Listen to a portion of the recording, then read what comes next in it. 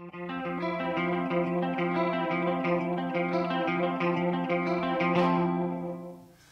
YouTube, I'm going to do another knife review. This one's going to be a little bit different. I'm going to compare the SOG Flash II with the Spyderco Tenacious.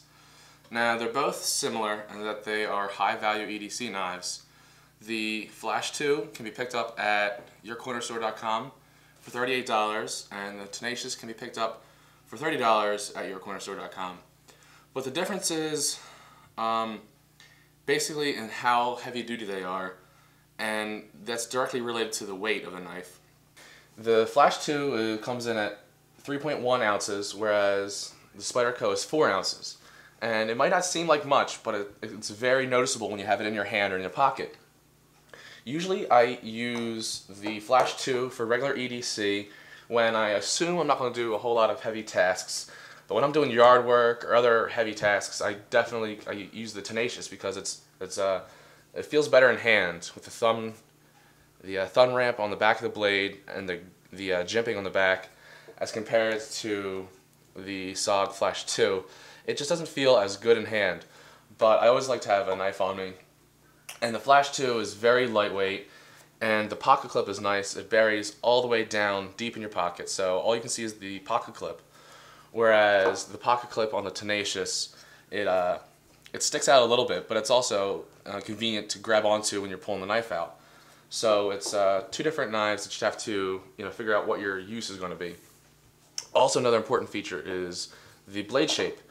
The shape of the Flash II is a modified draw point, but it's very thin. It's good for cutting boxes and it's good for slicing generally, and that's generally what I do for EDC tasks.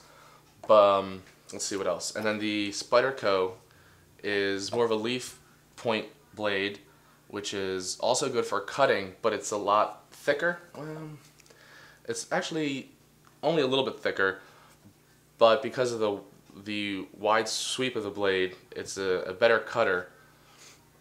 And generally, I use the Flash II just for EDC work, and when I assume I'm not going to need heavy tasks, and the Spyderco when I know I'm going to be cutting a lot and want a more comfortable grip compared to the Spyderco, compared to the SOG.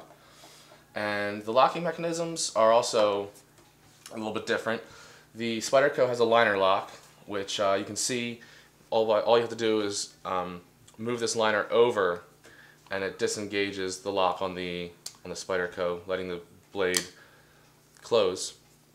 Whereas the SOG has a, I believe it's called the SOG Assist technology that you only need to get the blade about here, and a spring takes over and opens it the rest of the way, which is nice.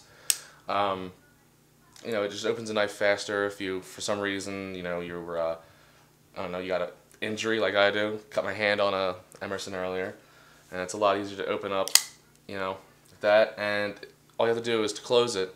You pull this little notch down, which disengages the knife lock, and you close it.